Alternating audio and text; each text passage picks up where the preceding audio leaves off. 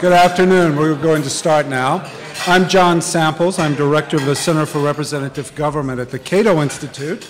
And today I'll be moderating our forum on voting fraud and the question of voting fraud sponsored by the Federalist Society.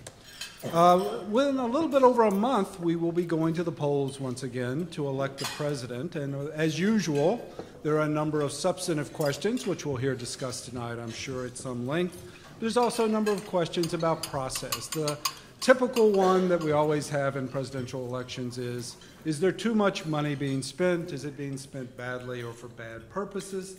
This time around, though, we have one that's a relatively new question, I think. It's an age-old question in some respects, but to be discussed at the highest levels and as part of a presidential election, I think is somewhat new. And it's the question of the integrity of the ballot. So today we're going to be discussing the issue of voting fraud. Some people, including our guest today, one of our speakers, argue that, in fact, there's lots of issues and questions about the integrity of the ballot. We need to do something about it.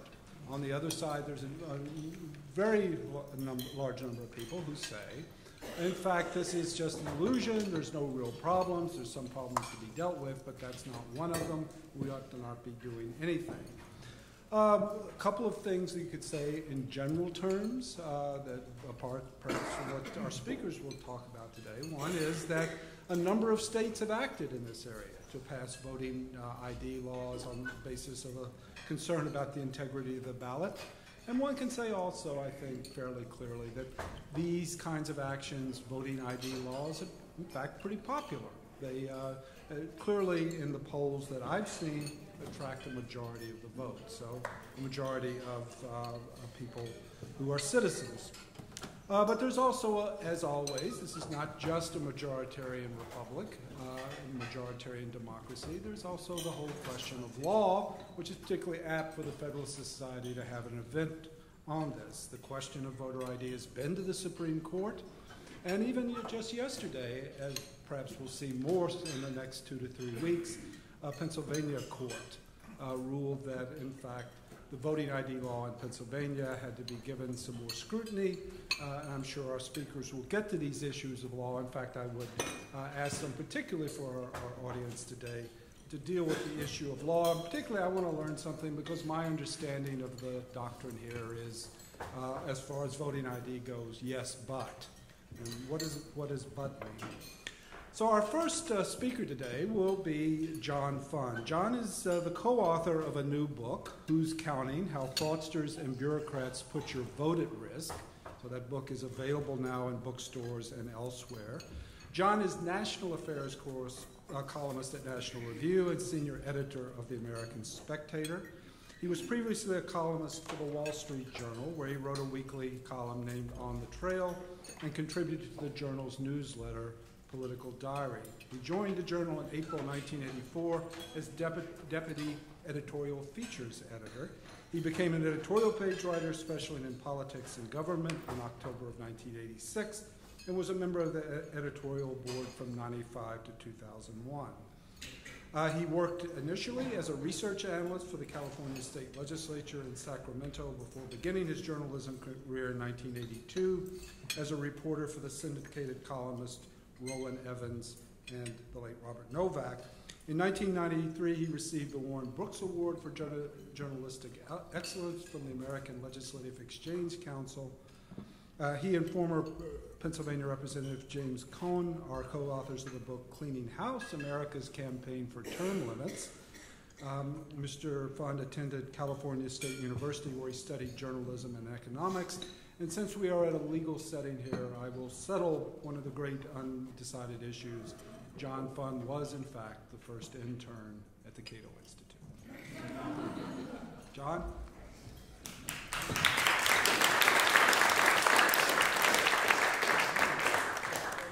Back then, Cato was in San Francisco, which is where I'm from. Since then, I've lived in various other places around the country. I've never lived in a zip code where very many people agreed with me. The subject is a very timely one for obvious reasons. Almost everyone in this room remembers the Florida 2000 election. It was, I think, a stain and a scar on our nation's psyche. 47 days of constitutional crisis, charges of bureaucratic bungling, charges of intimidation, charges of fraud. It was a mess. The president took office, George W. Bush, in January 2001, with over 40% of the people deciding he was illegitimate. And we now are in a very strained domestic and foreign policy crisis. I don't want that to happen again. And I think there are steps we can take between now and Election Day to minimize the risk of another Florida-style meltdown, because the underbrush, the bureaucratic confusion, and the charges and countercharges that we see in this election are so much greater than they were in 2000. There are 10,000 lawyers that are going to be monitoring this election on both sides. 10,000 lawyers equals litigation. You no longer have to win with a margin of victory. You need to win with a margin beyond litigation.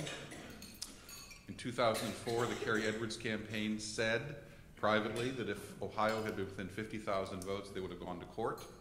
It ended up being a little over 100,000, so they didn't.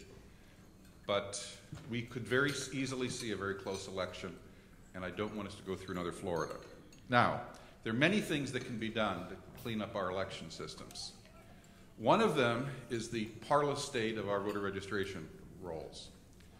The Pew Research Center, this is not me, this is the Pew Research Center, reports that 2.8 million Americans are registered to vote in more than one state. We are recently seeing reports from various watchdog groups that a large number of people not only register in more than one state, but they often vote in more than one state. Just last month, a congressional nominee from a district not far from here in Maryland had to resign her position because she had voted in both Florida and Virginia multiple times. She apparently was very civically minded. The New York Daily News found a few years ago that 46,000 people were registered to vote in both New York City and Florida, and between 600 and 1,000 of them had voted repeatedly in elections in both states. That doesn't sound like a lot, but Florida was decided, and the presidency of the United States was decided in 2000 by 537 votes. Pew Research Center also found that 1.8 million dead people are on our voter registration rolls. I believe we should honor the dead. I do not believe that they deserve representation without respiration, however. They also found, the Pew Research Center, that 1 out of 8 voter registrations of this country are either invalid or contain major errors. Now, this bureaucratic bungling, this slipshod system, can have consequences because it can create a template, in some cases even an invitation, to voter fraud. And why is this important? Well, there are civil rights involved here. We fought a great civil rights struggle in the 1960s, and it has continued since then to make sure that no one is intimidated from voting, no one is prevented from voting, there are no artificial barriers to voting. We passed a Voting Rights Act. We need to preserve those gains. In some areas, I think we need to do even more. That's a civil right. But you know, the Supreme Court ruled unanimously in upholding an Arizona ID law that you can also be disenfranchised another way. If your vote is canceled out by someone who shouldn't be voting, someone who's voting twice, someone who doesn't exist, someone who's an illegal alien, someone who's a felon not with their rights restored yet, your vote can be canceled out by an illegal voter, an improper voter. And that's a voting right we also should care about. In 2002, in the aftermath of Florida, Senator Chris Dodd, who was the Democratic co-sponsor of the Help America Vote Act, said the goal of all future legislation in this area should be twofold. It should be to make it easy to vote and at the same time make it harder to cheat. And he said, we are Americans, we can do both. I think we can do both. I think it is unfortunate that this issue has divided so clearly along partisan lines or ideological lines. And I think that's unfortunate because I think most of the division has been at the elite level. If you go to public opinion polls, the American people view this as common sense, that we can make it easy to vote and hard to cheat. On the issue of photo ID, the Washington Post survey confirms all the other surveys. It was taken just a month ago.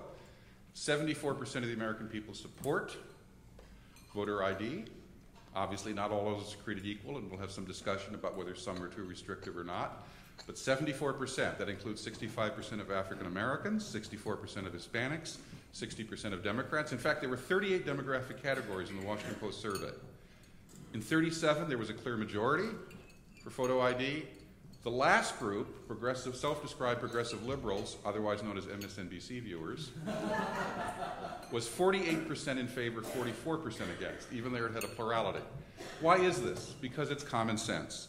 We can construct photo ID laws and laws that also combat absentee ballot fraud, which I agree is a bigger problem, and clean up the voter registration rolls. We can do all three. And I support states doing all three. I do not believe in states doing an incomplete job. So I very much support states addressing all three of those considerations. Does voter fraud matter? Yes. Does it exist? Well, we're told it doesn't. We are told over and over again there is no voter fraud. There was a student group called News 21 which reported to show there were very few voter fraud prosecutions in this country. There have been studies by the RNLA and other groups that show that their study is very flawed because almost all voter fraud prosecutions are at the county level. That's where we do our election administration. Federal and state is a very small fraction of that. The News 21 study purported to address county issues, but they got enormous non-response from many counties.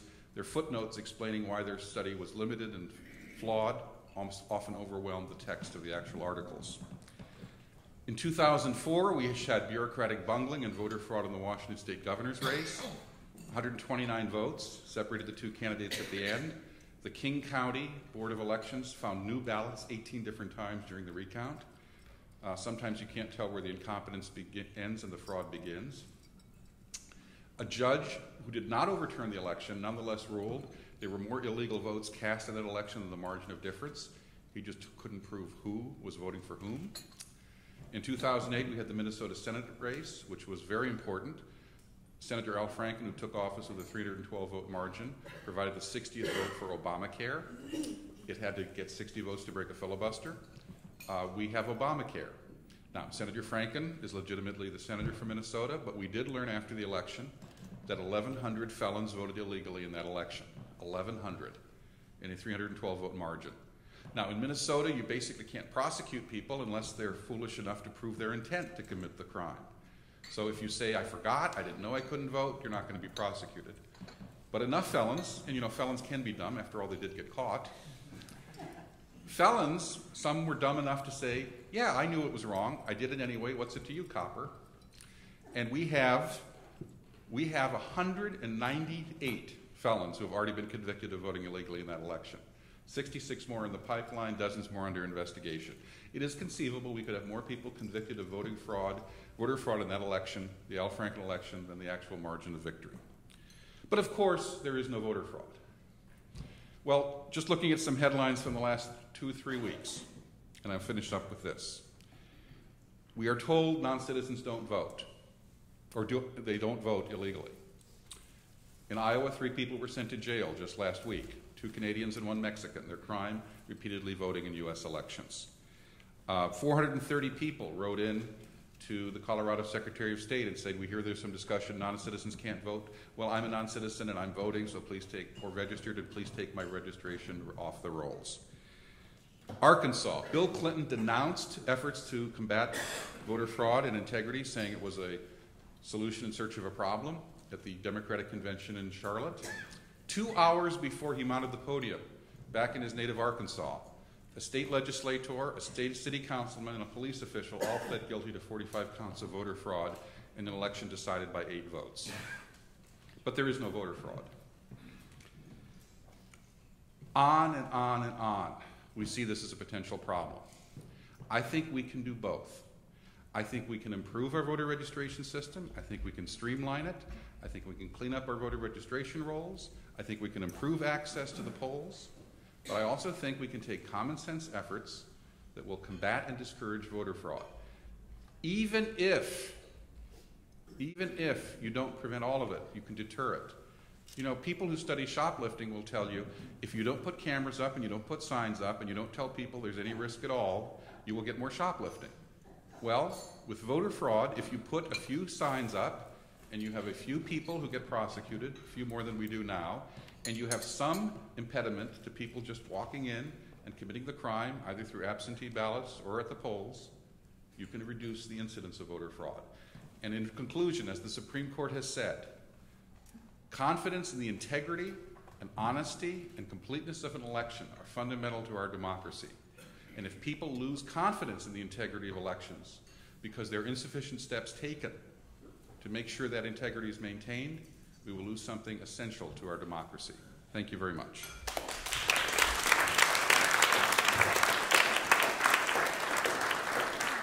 Thanks, John. Our second commentator today will be Elizabeth Wydra.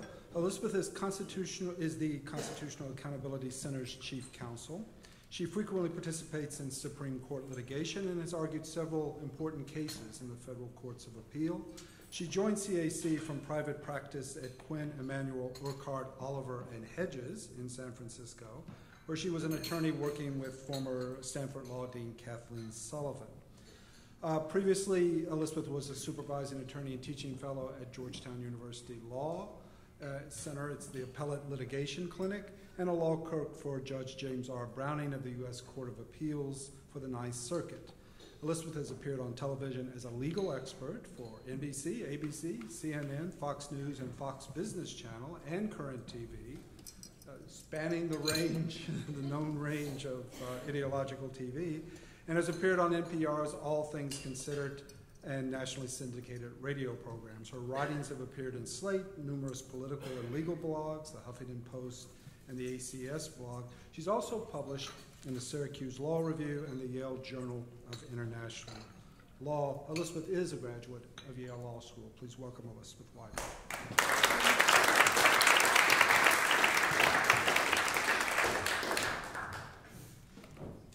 Thank you so much, John, and thank you to the Federalist Society for inviting me here today. It's always a pleasure to be a participant in Federalist Society events or in the audience as well. They always do a great job.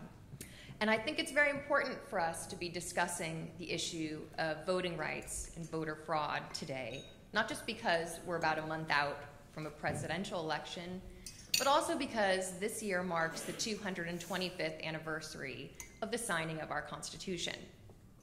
As the delegates to the Constitutional Convention who signed their names to our founding charter well understood, the right to vote is fundamental and nearly sacred in our American democracy. And because they understood this, when they sent the Constitution to the states for ratification, they sought to have the most democratic birth of a nation in history.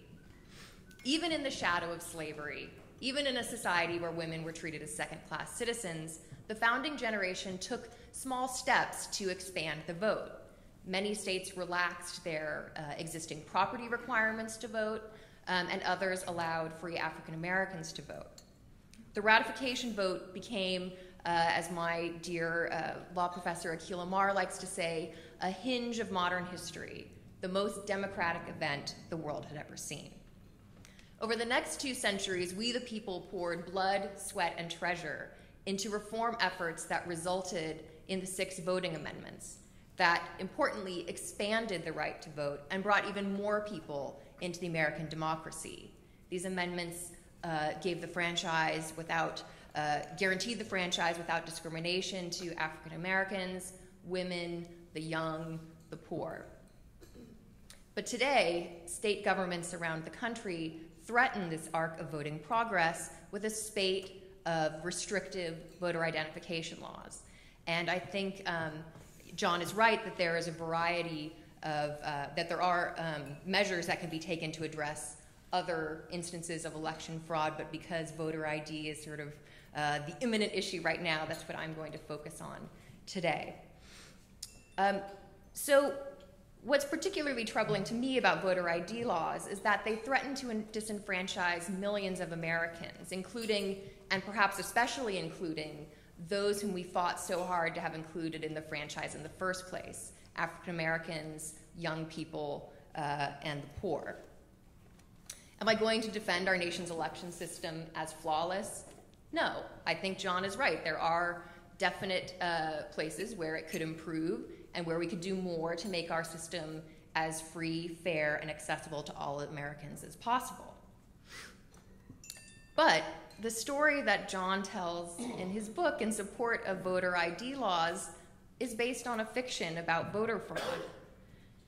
A Carnegie Knight investigative reporting project, which John referred to as the student group, recently demonstrated that in-person voting fraud that voter ID laws are meant to remedy is extremely, extremely rare. This study looked at more than 2,000 cases of alleged election fraud over the past dozen years and found 10 cases of alleged in-person voter fraud. With about 146 million registered voters, this comes down to about 1 instance of in-person voter fraud per 15 million registered prospective voters. Contrast this 1 in every 15 million prospective voters statistic with the result found by the Brennan Center and backed up by state surveys in Tennessee and Pennsylvania, that 1 in 10 eligible voters lack the sufficient ID that these new restrictive voter ID laws request. 1 in 10 Americans eligible to vote could be disenfranchised based on a threat of election fraud that occurs approximately 1 in every 15 million eligible voters. Now, John doesn't like the Brennan Center study, as you can read in his book, but you don't have to take their word for it. Recently, a federal court considering Texas's voter ID law found that that state's law would have a retrogressive effect on groups such as African Americans, Hispanics, and the poor. Because these groups lack, there's a substantial number within this population that lacks the requisite ID, and there would be a substantial burden upon those folks in order to get it.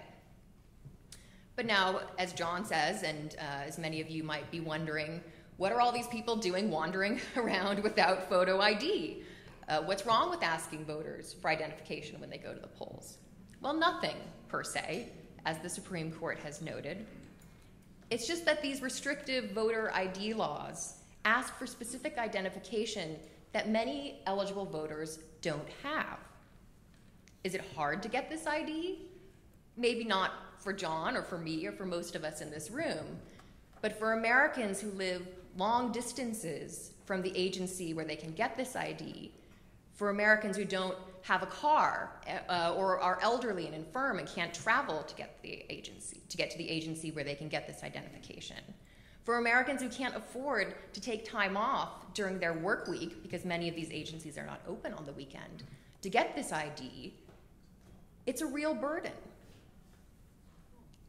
It's also a burden for those who cannot afford to get these identifications. And you may think, well, wait, these IDs generally are available free. Sure, but not the supporting documents that you need to get the free identification. Those can range in Texas. If you need a birth certificate for your photo ID, it costs about $22. To put it in perspective, the poll tax that was outlawed, fortunately, during the voting rights movements of the last century, that was about $10 in today's dollars.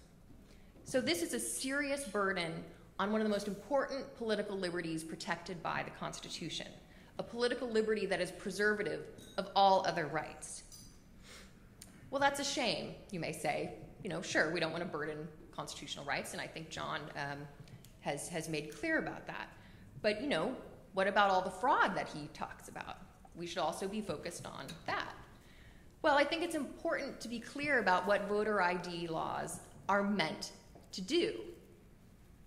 They're intended to combat in-person voter fraud, not absentee ballot misuse, not felon votes, not voter registration fraud, and not the systemic dysfunction that we saw in Florida in the 2000 election.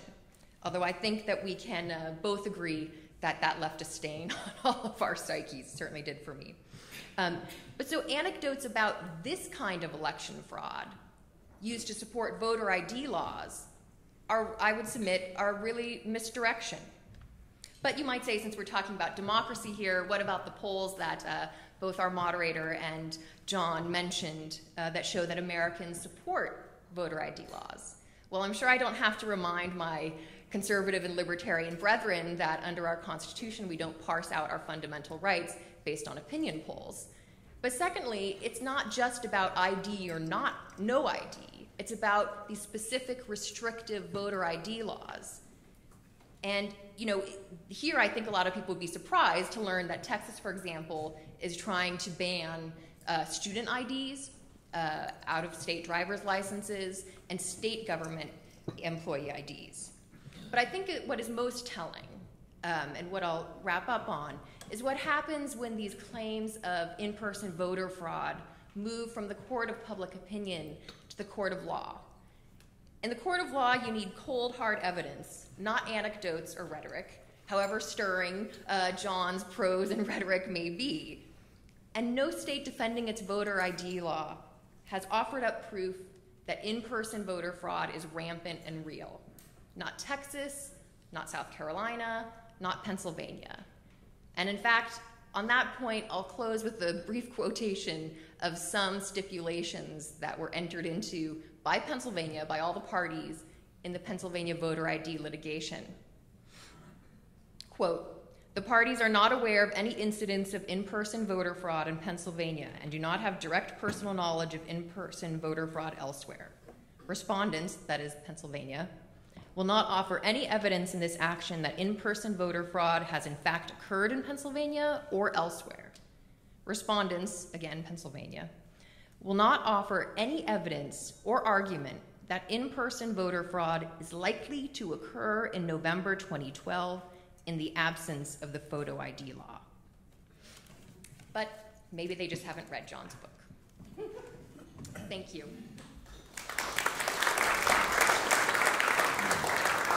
Thank you, Elizabeth. Now, what I would like to do is each of our speakers take just a minute or two to respond to what's been said, and then we'll go, obviously, to questions and answers. John, would you like to start?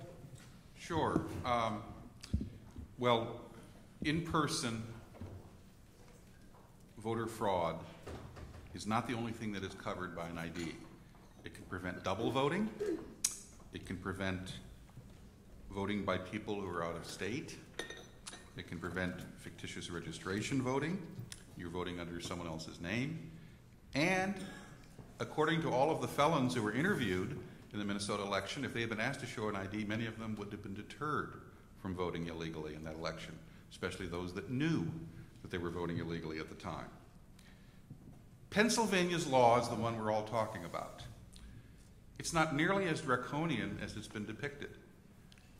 The judge who initially ruled that it could be implemented and then had to backtrack because of the Pennsylvania Supreme Court's admonition, looked at every one of the witnesses that had come before the court and found individually they could all easily vote. The lead plaintiff's witness, a 93-year-old woman whose purse had been stolen and said she couldn't get an ID, she told a tale of great woe. The day after the judge's decision, she took the bus down to the local transportation office, got her ID in 20 minutes, and held it up for the Philadelphia Inquirer. Her lawyers blew a gasket. This is called being off message. All of those people could have easily voted. In Pennsylvania, if you don't have the requisite ID, you can vote absentee. Nothing prevents you from voting absentee. Now, there are additional preventive measures in the Pennsylvania law to limit absentee voter fraud, but you can always vote absentee if you don't have an ID. Secondly, you show up at the polls and let's say you forgot your ID or you don't have it. You have 6 days to transmit a copy of an ID by fax, email, regular mail, or in person. Let's say you don't have the money for the supporting documentation. You can sign an affidavit saying you could not afford the documentation to get an ID, you do not cast a provisional ballot, vote will be counted. You do not have to show an ID in Pennsylvania. That is the law. If you don't have an ID and you can't afford the documentation, you sign the affidavit, your vote will be counted. They didn't tell you that. Lastly, there's a reason why Texas won't allow student ID. Texas has in-state tuition discounts for illegal aliens. They get a student ID if they're going to college. If you have a student ID and you're an illegal alien, you shouldn't be voting. So of course Texas is not going to allow student ID as part of the form of identification, because an illegal alien could possess a student ID by their state law. Lastly, you know, groups fighting these laws have been spending millions and millions of dollars. Publicity machines, legal costs, witnesses, the whole bit. Andrew Young, who supported Georgia's ID law because it had extensive outreach efforts to the community, including mobile vans that would go out and find the people who didn't have IDs, he said, I don't see what this fuss is all about. You can't be part of the mainstream of American life if you don't have an ID. You can't get a job. You can't cash a check. You can't get a Social Security benefit. You can't go to the doctor. They should ask for ID and go to the doctor. Can't get married, gay or otherwise. You can't do anything. He said, let's get people an ID. We're doing them a favor. If part of this money that was being spent on these lawsuits were spent in outreach, getting people an ID, we could solve the problem and avoid the lawyers. And lastly, what Andrew Young told me, this is not controversial because every African American knows that the Brennan Center's reported statistic that 25% of African Americans don't have an ID is just preposterous. It's patronizing to say that. It's preposterous. Is there anyone in this room who believes 25% of African Americans, according to the Brennan Center, don't have an ID?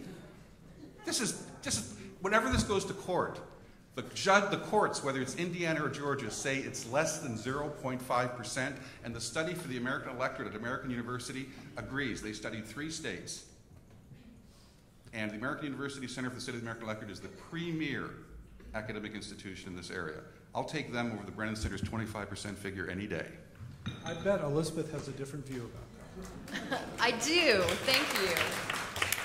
And in fact, I'd like to start not with my view, but with the view of a 3-judge federal court panel considering Texas's law. And I think it is important to recognize that not all voter ID laws are the same. Some are less restrictive. For example, Virginia's law, which was given pre-clearance by the Department of Justice under the Voting Rights Act. And Texas, I think, is one of the more restrictive ones. But so the federal court, considering Texas, said that the record evidence suggests that the voter ID law in that state, if implemented, would in fact have a retrogressive effect on Hispanic and African American voters. This conclusion flows from 3 basic facts, not one of which you will see is the Brennan Center's 25% figure. 1, a substantial subgroup of Texas voters, many of whom are African American or Hispanic, lack photo ID. 2, the burdens associated with obtaining ID will weigh most heavily on the poor. And 3, racial minorities in Texas are disproportionately likely to live in poverty. Accordingly, the court came to the conclusion that that voter ID law in Texas is likely to have a negative effect on racial minorities with respect to their effective exercise of the electoral franchise. So it's not just the Brennan Center, it's federal judges who have considered the record evidence, all the experts, you know, and I think, again, that's why I like to focus on how do things, there is a vast gulf between what is said in the public and what goes on in courts of law when they actually consider voter fraud. I think the Senator Franken election is a great example of that. You know, it's not like this happened over a weekend. There was 8 months with armies of lawyers looking into allegations of voter fraud. And all of the judges, both Democratic and Republican appointees, looked at the evidence and did not find any findings of voter fraud in that case. So, you know, it's not as if these guys didn't have the biggest incentive possible to find voter fraud. And in fact, Norm Coleman stipulated that they did not have evidence of in-person voter fraud. So I think that, you know, it's important to take these anecdotes for what they are and then look at what the people who have the most incentive to put forth this evidence actually come up with in court. And so far, that's been nothing. To get us kicked off in the questions and answers, I've been asked to pose a couple of questions to our speakers, and while you think about yours and what you might want to ask them. I have to begin with a confession. It's pretty embarrassing, but I've got to make it.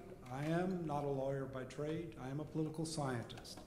And so from time to time, I've talked to people about this issue, other political scientists, and so what I want to pose to both of our speakers are what would be the tough question a political scientist would like to pose to them about their factual claims, because after all, we don't have, it doesn't seem yet, or maybe ever, dispositive evidence about the factual claims. For John Fahn first. The political scientist would say, you know, impersonation fraud is a fairly complicated business. And to pull it off successfully would be a fairly complicated business, it would seem, because you would have to think of all the things you have to go through in terms of identifying people and so on, and registration and getting them to vote. So therefore, on that basis, yes, there's going to be some impersonation fraud. But in terms of enough of it happening to affect most state elections, it seems pretty unlikely to the political scientist. Now for Elizabeth. The claim, of course, is that there will be significant voter suppression. But the fact is that if you look at vote, there's actually, not everyone votes to begin with, and really high numbers are somewhere between 50 and 55%, which suggests, and is part of the political science literature, that people that end up voting are pretty, intent on it. They're pretty well motivated. So the problem seems to be with the significant suppression thesis is that people that are going to vote are pretty motivated to begin with, and an additional ID is probably pretty unlikely to cause them to not vote, or again, the significant question, significant numbers of them not to vote. So let's go back to John Fahn. Well, first of all, as I said, voter ID laws cover double voting, voting by illegal aliens, voting people from out of state, fictitious registrations, and can deter felon voting. It's not just voter impersonation. As for voter impersonation, yes, a lot of it is anecdotal because it is very difficult to detect this type of fraud. I refer to the Seventh Circuit Court opinion upholding Indiana's law, which said, quote, it is virtually impossible, unquote, to detect this kind of fraud. Let me give you an example. A 22-year-old white kid with a beard and a scraggly facial hair and an earring walks into the polling place in Washington, D.C. where Eric Holder has lived for 32 years. He doesn't say he's Eric Holder. He just says, do you have an Eric Holder at such and such an address? He's handed his ballot, no questions asked. He asked to show his ID. He's told, no, you don't have to show an ID. He leaves saying he feels more comfortable if he could get his ID from the car, and says he'll be back faster than anyone can be furious. Eric Holder has lived in that neighborhood for 32 years. He never voted in primaries, because primaries don't matter that much in Washington, D.C. Somebody who could figure out that he had never voted in primaries could easily have voted Eric Holder's name, and we would never have known.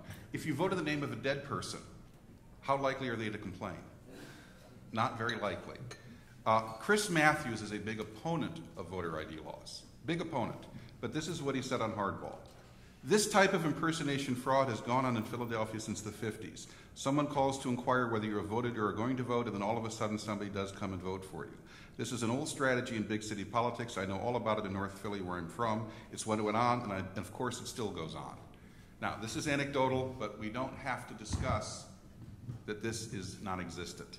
And absentee ballot fraud, which is also in my book, is also something very important. Lastly, I would just say, a close election is something we're seeing more and more of. Increasingly, elections are being decided by a very small number of votes.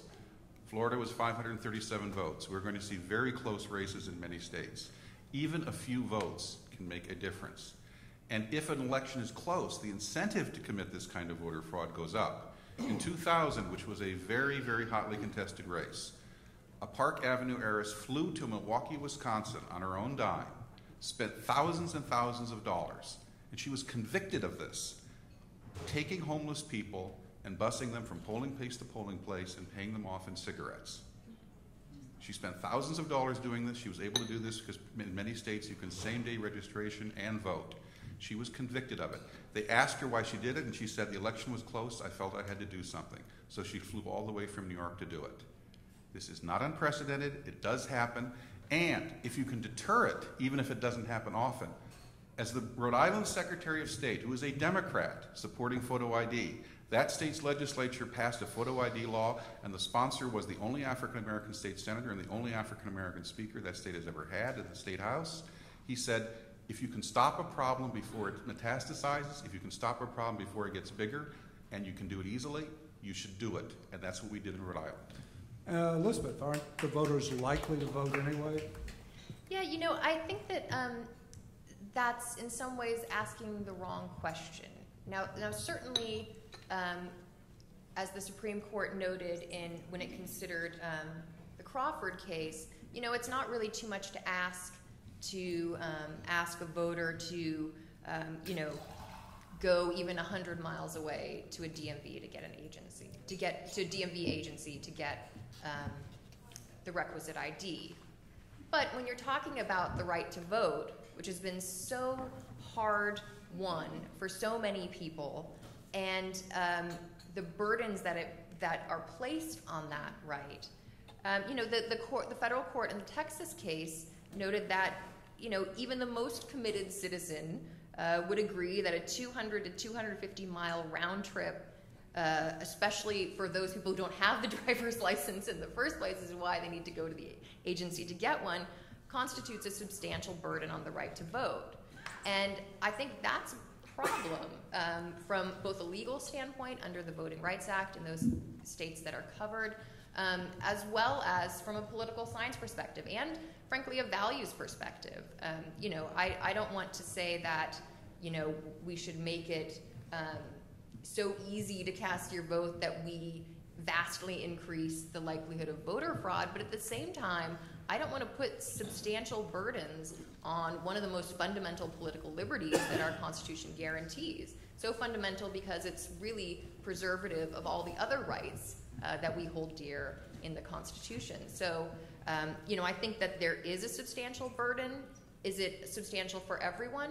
No, absolutely not. And so the Supreme Court in Crawford rejected a facial challenge, which for non-lawyers is sort of, is this law unconstitutional in all its applications, but expressly left open the possibility that so-called as-applied challenges could be brought to voter ID laws, which would show, as the Texas court focused, that there is a substantial legally relevant burden for some people.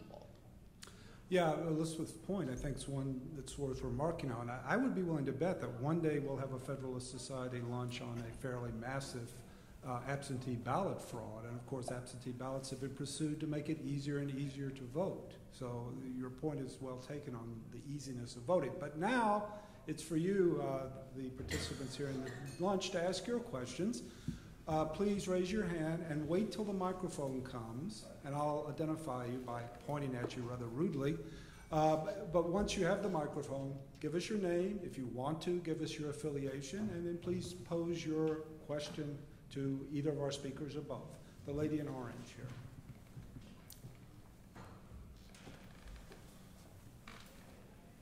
My name is Rosemary Reed with DC Historical Society. There's two things I meant to ask. Nobody started out saying, what is the population of voters in America? I know we have a very low voting rate in America, but nobody actually said that. The second thing is that the whole point about voter ID is that the states that seem to be the most concerned also have a very bad history in terms of suppressing poor and Afro-American vote. In Texas, that we kept hearing about, I don't see them going out with cars or vans to get more voters. I really can't imagine Mississippi and Alabama and all those other states too. Unfortunately, I'm from Pennsylvania. I'm embarrassed. They were one of the states, but they're not states that are interested in increasing their voter registration. Thank you. So the question, I would believe, is are these states making those kinds of efforts, or are we to draw other conclusions about their efforts, their IDs? You know, the states that are in the news are often in the news because they're covered by Section 8 of the Voting Rights Act. There are a lot of states that aren't covered by Section 8 of the Voting Rights Act that have enacted these laws. It was Democratic legislators in the state of New Hampshire that provided the crucial difference that allowed the state legislature to override the governor's veto of a voter ID law. It was Democrats who provided the margin of difference. 70% of Democratic legislators in the state of Kansas voted for that state's very strict photo ID law. As I mentioned previously, Rhode Island is 8-1 Democratic. They have a real voter fraud problem, both in person. In fact, the sponsor of the law, State Senator Harold Metz, the only African-American state senator, said, look, I did this because one of my relatives went to the polls and they discovered that someone had voted in their place already. He says, I know this happens. It happened to one of my relatives. So many states have done this. It's not just Texas. It's not just South Carolina. It's states all over the country. Indiana. And by the way, just one quick point. The most important part of this book are the stories of minority reformers who have their hopes crushed for good government. They labor in areas, whether it's rural or urban, where they're political machines. I don't care whether they're run by blacks or by whites. These political machines stay in power through voter fraud. Philadelphia, St. Louis, Detroit, the Black Belt of Alabama that Arthur Davis talks about.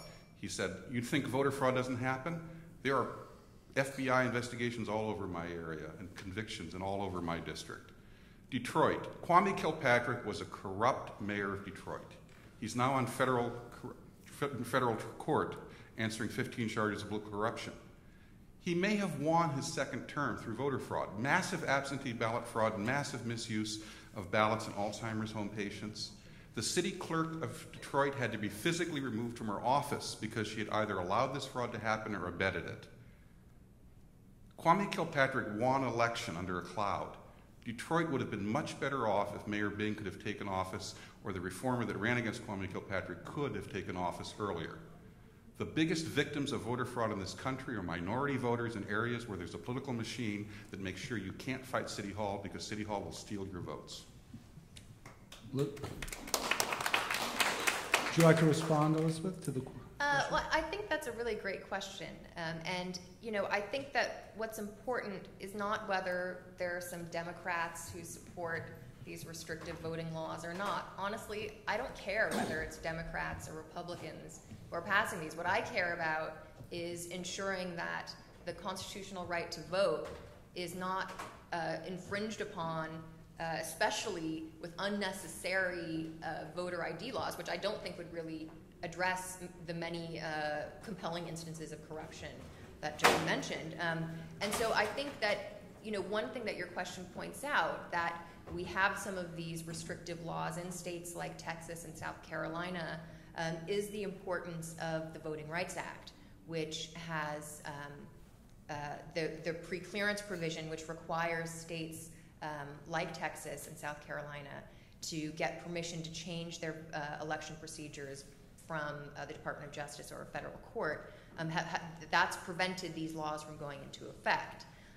This Supreme Court term, I think it's important for everyone to pay attention to a case that seeks to strike down that preclearance provision of the Voting Rights Act as unconstitutional. And I think without it, many of these states with a very dark history of discrimination could have their laws more easily go into effect.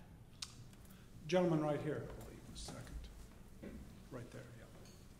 Hello, my name is Sam Raymer, and my question is mainly for Elizabeth, but I'm sure John will want to chime in.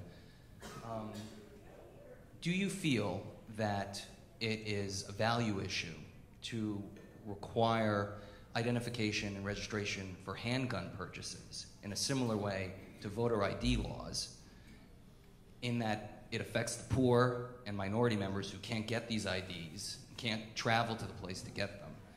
And if you don't feel that the two are the same, can you explain why? You know, I think in some states it's easier to get a handgun than it is to cast your vote under restrictive voter ID laws. But Whoa. State. No, for example, you know, you can use your gun registration ID in some states, but you can't use, you know, an out-of-state driver's license, for example. I don't really know why that's... It's out of state. But not everyone drives in their state. You know, I think that, you know, we have But they're supposed to vote in the state they live in.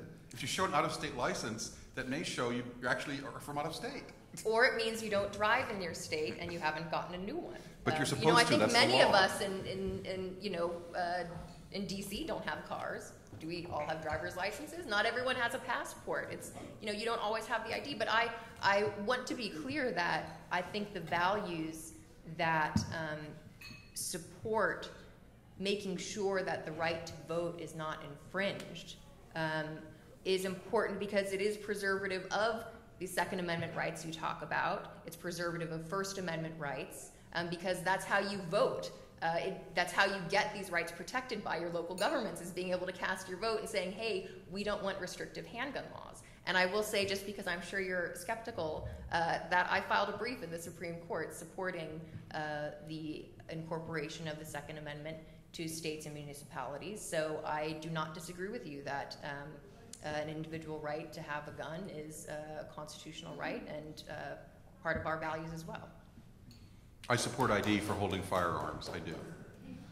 Gentleman here in front. We'll get to everyone, I think, today.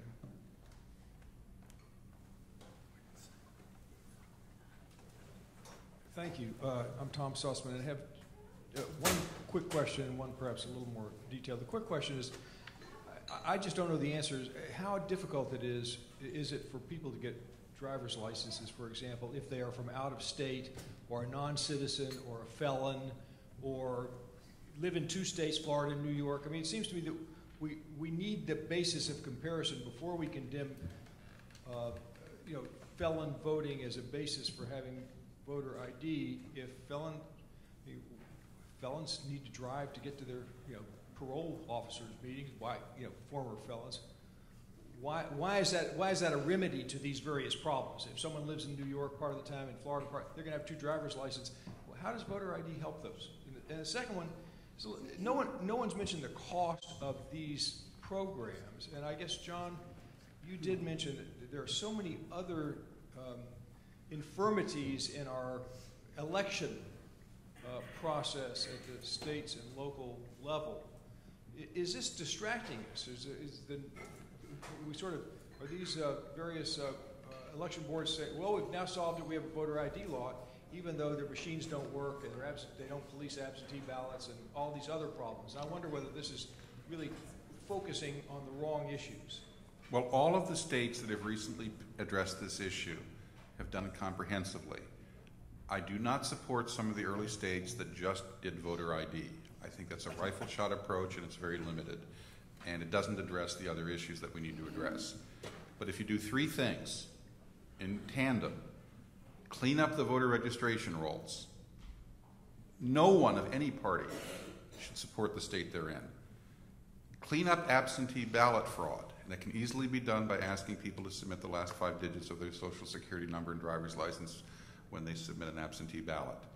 And even the critics of voter ID law will say there is absentee ballot fraud and it should be addressed. But whenever they're asked to support a specific absentee ballot fraud law that would clean up the system, they're nowhere to be found. In other words, they won't actually support it. They'll just say absentee ballot fraud is the real issue. And the third thing is voter ID. Voter ID will deter people. If you're presenting an out-of-state license, it's going to be examined more skeptically because, frankly, poll workers are taught, people with out-of-state licenses might live out of state. That is a reasonable assumption in some cases. It will deter felons, the felons who were convicted. And by the way, how can they say there's no voter fraud in Minnesota? That all of this information on the felons came out after Al Franken was seated, and 198 people have already been convicted of a felony. How can you say there was no fraud in that election? They were convicted. And the rest, well, they couldn't prove intent. So all of these things, including illegal aliens asked to produce an ID, they may not have one. That would deter them from voting. Voter ID law does not just address voter impersonation, not just the Eric Holder cases. Elizabeth? I think that's a really great question about cost, and it's also a question about priorities of where we spend our limited resources. I think that John's right, that everyone at this table agrees that absentee ballot fraud is really the worst problem out there. And the question is, why are we focusing all of this money and all of this sort of public discussion on voter ID laws. And, you know, I'm not one of these sort of vast conspiracy types, so, you know, I'm just going to go with what John said reportedly at a Heritage Foundation event, which is that Republicans like absentee ballots. So maybe that's why these Republican-supported voter ID laws are not focused more on absentee ballots than voter ID. But, you know, I think another question that I think conservatives should be particularly concerned about is, you know, what all this red tape that these voter ID laws are placing between a citizen and her right to vote. You know, I'm sure that if there, you know, were suggestions for increased red tape between a citizen and his right to get a handgun, you know, that would not be looked upon favorably.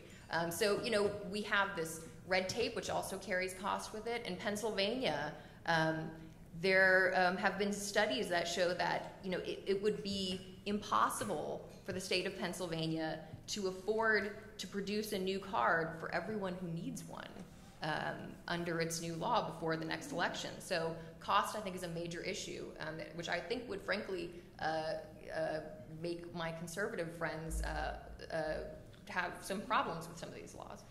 You know, I'm going to shock people, but, you know, I believe in limited government, but I believe in effective government. We don't spend enough time and energy and attention to our elections.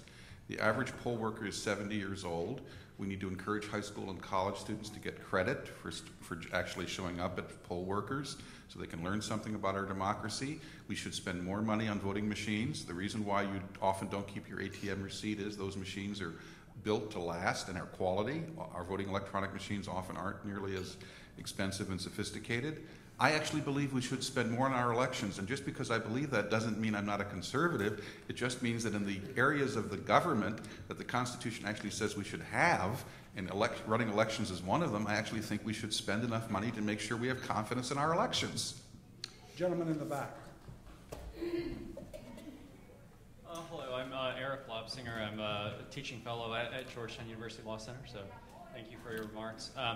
But I just wonder if there's a third way to all of this, if there's maybe some sort of middle ground, some sort of compromise, and putting cost issues aside. I mean, if theoretically we could actually have some sort of national photo ID, you know, say that's for free to every eligible American voter. Maybe, you know, something like a free passport, for example, to every American voter. Would that be an acceptable solution to both sides of this debate? If the Cato Institute became a dead body. Well, you know, your solution was supported by the National Commission on Election Reform, which was co-chaired by President Jimmy Carter. You know, people don't like to talk about this, but that commission, which was bipartisan, voted 18-3 in favor of photo ID. They just wanted a national one. And I think that the barriers to getting that anytime soon, in addition to being constitutional barriers and philosophical barriers and other barriers, are just insuperable. However, I will point out that the same people who say we were the only country in the world without a national health service, a national health system, are the same people who ignore that we're the only industrialized democracy that does not require people to show ID at the polls. You know, those viciously intolerant and fascist Canadians require ID at the polls. We all know how mean they are. Seriously, I think there is a compromise, and here's what I think it is. It's rooted in what Andrew Young, former mayor of Atlanta and former UN ambassador, told me. He said, let's have the biggest possible outreach to get people an ID. I think it's 0.5% that don't have it. That's what American University says. That's what the federal courts in Indiana and Georgia, which disagreed with the one in Texas. So I have 2 courts to your 1, but we can play catch up later. And the Supreme Court. I believe it's 0.5%. The Brennan Center says it's 10%. Whatever it is, let's have a massive outreach effort. And for example, in Georgia, they had mobile vans going around trying to find people without an ID. You know what? They didn't find many.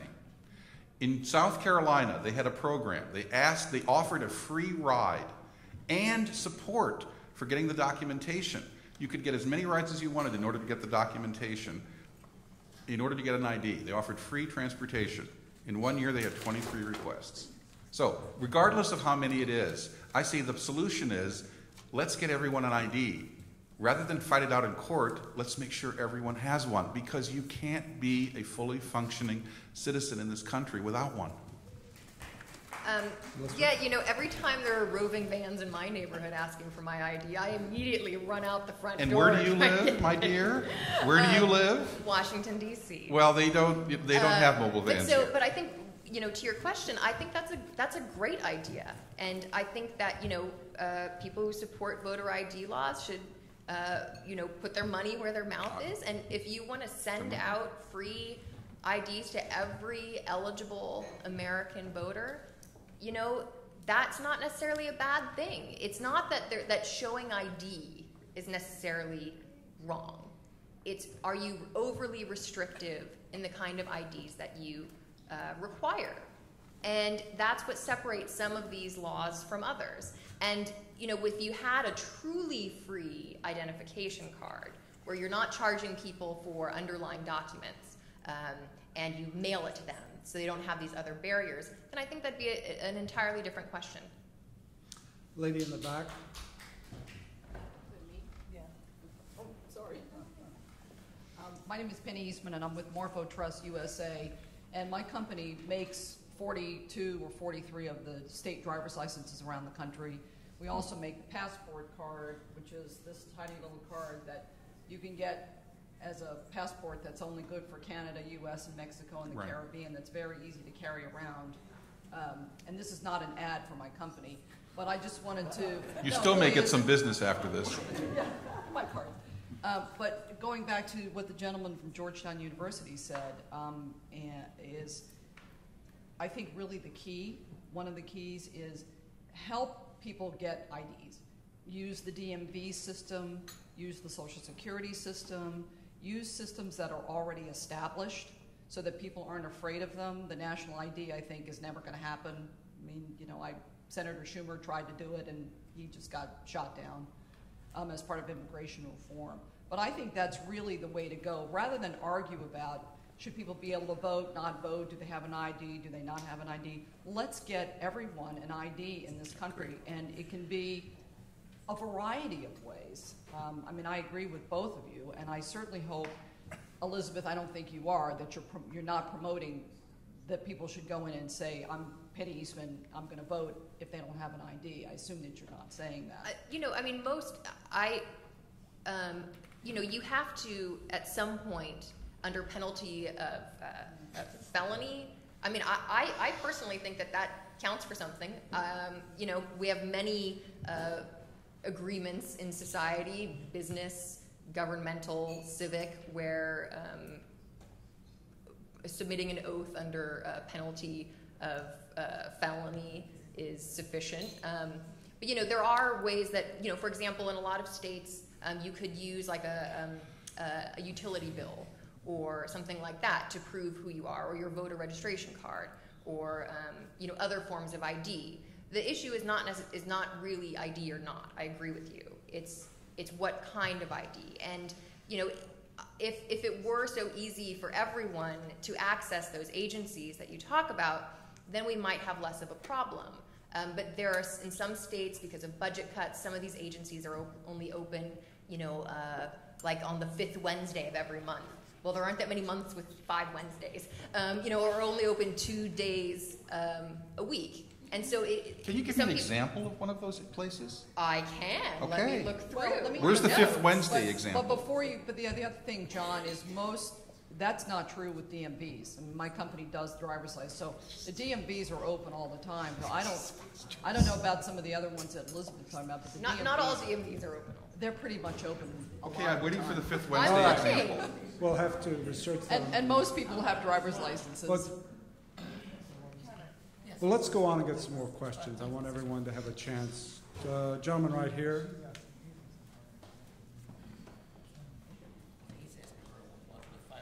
Mike Penders, Elizabeth. You cited a study with approval that failed to find sufficient evidence of voter fraud. And that can be for a lot of reasons, including the rigor of the study. The Carnegie Knight. Well, News 21 student group. that can be for a lot of reasons, failure to find evidence of something. As a former prosecutor, I can vouch for that. But then you challenge the investigation that was done in Minnesota, where they did investigate and actually prosecuted people for voter fraud as devoting too many resources. I'm just wondering if you can reconcile that. Oh, I don't think I said they devoted too many resources. My point was that if you're going to throw, as Norm Coleman did, an army of lawyers at finding any way possible to strike votes so you can win, you're going to be pretty darn motivated to find instances of voter fraud, and they simply didn't in that 8 months that the court was going over this. And, you know, there have been prosecutions of felon voting from that election. I don't know where John gets his higher number. Court records. Well, I have also looked at the court records and got 164. But even if you look at 177, which is the other number I've heard, that's still, first of all, we don't know they all voted for Al Franken, and secondly, it's, he won by 312 votes, and second place is still second place. Well, we don't know how the felons voted, but we do know the following. A news organization went out and interviewed a bunch of those felons, and 9 out of 10 said they voted for Al Franken. That's anecdotal in a poll, but it's better than the Brennan Center's poll. Academic studies have shown that, felons come in all shapes and sizes. I suspect a majority of white-collar felons vote Republican. I suspect a majority of other felons vote another way. Academic studies have shown that Bill Clinton won 93% of the felon vote in 1996. Those are by liberal academics. I don't know how people voted. I do know that 1,100 illegal felon votes in this election won by 312 votes is troubling. And as for the incompetence of Norm Coleman's lawyers, you betcha they were incompetent. And I specify that, and I will grant that. I think the crux of this is we are spending an awful lot of time and effort on something that wasn't controversial until just a few years ago. The National Election Commission, chaired by Jimmy Carter, had no problem with photo ID. It voted 18-3, bipartisan for it. The Help America Vote Act, which was co-sponsored by an equal number of Democrats and Republicans, included a photo ID provision.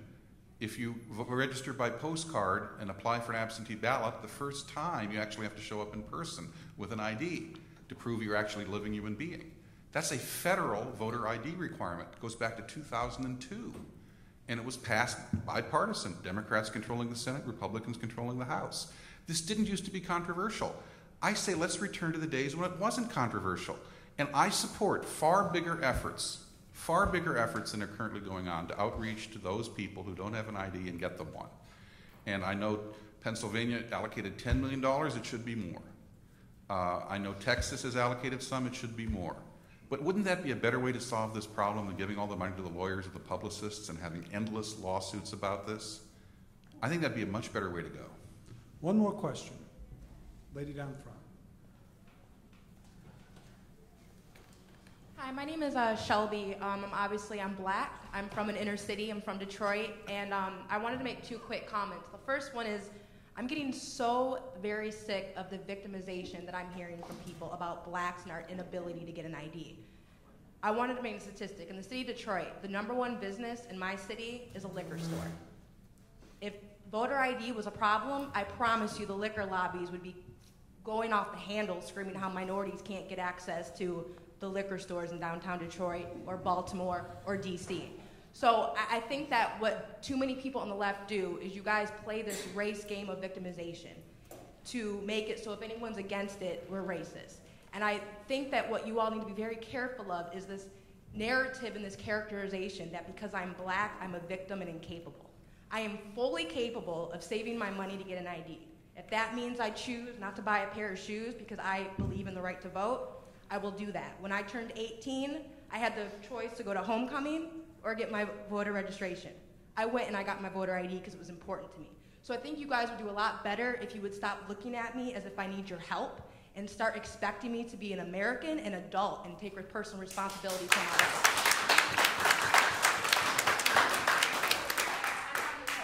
To be honest with you, stop pandering to us. Stop expecting us to not be capable. I have a brain. I can long-term plan for things. And there's no barrier of someone saying that I can't vote. The number one issue is majority of minorities don't vote and we don't care.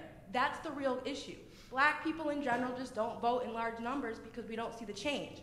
And my last comment with John, I wanted to thank you for bringing up the suppression of those of us in inner cities that have been trying to change things.